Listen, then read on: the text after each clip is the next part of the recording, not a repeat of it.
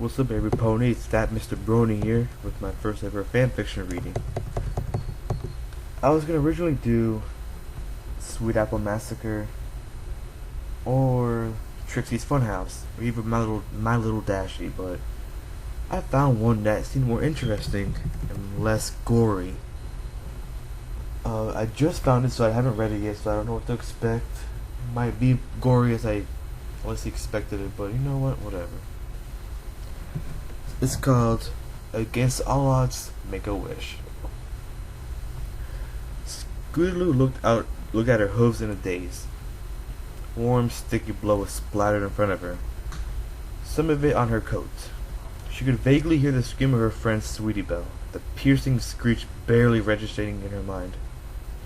Her eyes darted around the room, eventually coming to a rest at the now bloody body in front of her. The vicious red liquid was all over the unmoving pony. She thought she heard some pony scream again. Scootaloo shook herself back to reality and remembered how she wound up in the situation. She had sneezed. Ew! Apple Bloom broke out of her stunned silence and looked with disbelief at her stained yellow coat. Oh my gosh, are you okay? Sweetie Belle exclaimed as she rushed up to Scootaloo, who was now holding her hoof to her nose to prevent any more blood from getting around.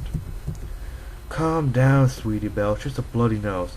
I get 'em all the time, Scootaloo said, trying to pacify her friend a little. It's no big deal. I just need to keep my head back for a while. There's a lot of blood. Scootaloo, don't you think you should see a doctor? Sweetie Belle asked, her concerned tone barely audible over Apple Bloom's retching. Just let me get a tissue, I'll be fine. Scootaloo knew how serious it must have looked for her friends, but it was nothing she hadn't been through before. Maybe you will. Y'all ain't the ones covered in blood. Applejack's gonna be awful sore when she sees me like this. Apple Bloom cut in, glaring daggers at her friend as she tried to rub the blood off one of her forelegs. Scootaloo, you stay here in the clubhouse until your nose gets better. I'll take Apple Bloom to my sister so we can get her cleaned up before she goes home. Sweetie Belle's take charge attitude began to sort out the situation. Are you sure you'll be okay? I still think you should see a doctor, or at least tell your parents.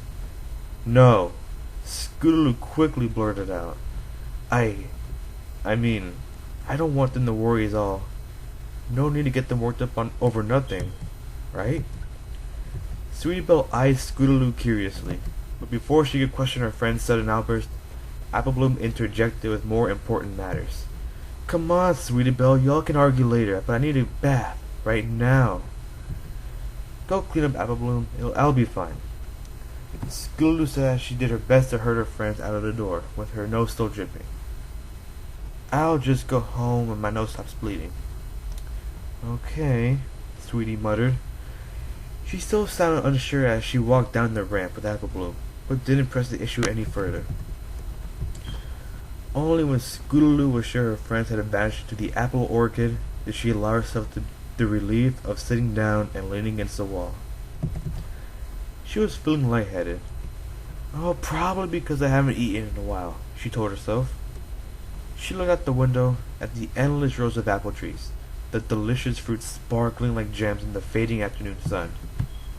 She thought about snatching a few once she had stopped bleeding, but she wasn't that hungry. She hadn't been hungry lately either. Probably because I haven't exercised in a while, she reasoned. Her scooter lay hidden and unused in some bushes behind the clubhouse. One of a few testaments that it was her residence. She just didn't feel like using it. She didn't feel like doing anything really. Probably because I'm so tired. She decided it must be because of the increasingly frantic pace at the end of the school year. The reason the Crusaders had met that day was to make plans for the upcoming summer vacation.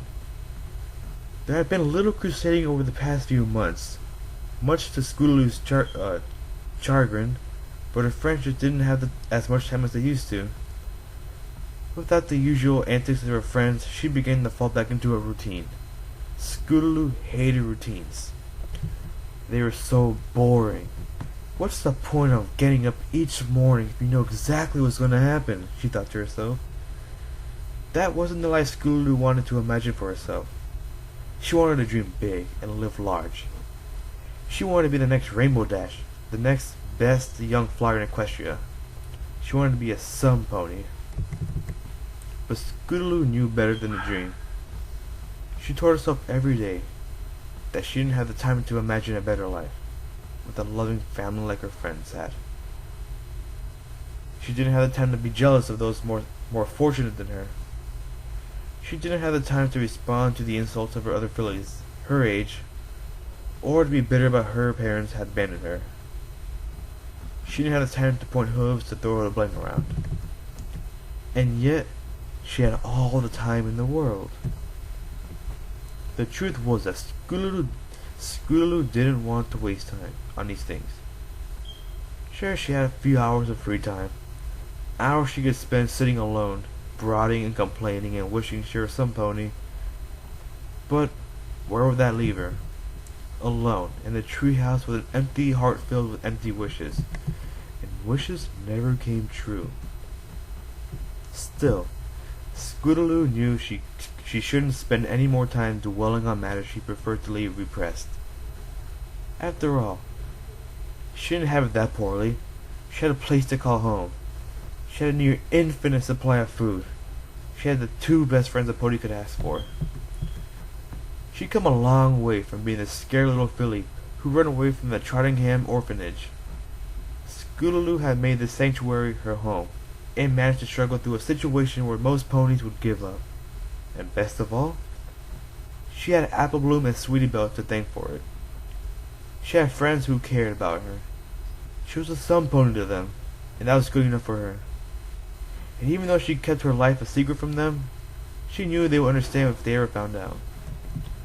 Which is very possible, given how you acted towards Sweetie Belle today.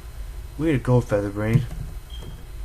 It wasn't that she didn't trust her friends, or that she was scared of what they would think of her.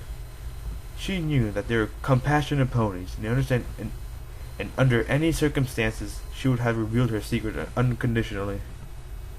It was only because of their sisters. Scootaloo was scared of what they might do, should they find out about her. She was terrified of being sent back to the orphanage and never seeing her friends again. She was even more terrified of what Rainbow Dash would think of her. Rainbow was the Pegasus she wanted to be one day. Some sort of a dream that was always in sight, but always out of reach. Rainbow Dash was something out of a gilding light for Scootaloo. A pony who had made something of herself. A pony who was proud. Rainbow Dash was the pony Scootaloo had prized to. But Rainbow Dash could be a little insensitive. Oh well, Scootaloo thought to herself. No sense worrying about what has even never happened yet. Her meandering train of thought had kept her distracted for such a long time. The sun had already set, and she barely noticed it. Looking out the window with a bit more awareness, Scootaloo could see the stars start twinkling in Luna's night sky. She suddenly realized just how tired she was. Her nose had stopped bleeding long ago, but the rest of her was a little mess. She felt exhausted. Her legs were aching, something awful, and she had even begun to sweat a little. Oh jeez. Must be coming down with something. Again. Scootaloo hated being sick. Much more than the average pony. It happened a lot and sometimes lasted for weeks. Lack of any proper medicine didn't help either, but she always managed to pull through. After all, if past experiences had taught her anything, the best way to deal with being sick was to simply ignore the problem. If it worked when I was caught the flu from Apple Bloom a few months ago, I'm sure it'll work now. The moon was now climbing above the horizon, and the stars were starting to reveal themselves, twinkling as they peeked through the darkness. With one last look at the beautiful night sky, Scootaloo yawned, letting out a little squeak and curled up in the large pillow the Crusaders kept in the corner of the clubhouse. It was a bit dirty, but hey, she could have been a lot worse off, as she ought to remind herself. She stretched her tiny wings out as far as she could, and then wrapped them tightly around her small frame. With a semi-content sigh, a little shifting around, Scootaloo smiled and driftly off to sleep. That didn't make sense in the end. Driftly off to sleep. Well, that's the prologue. That's part 1 out of 5 other parts. So, yeah. Hope you guys enjoyed that one.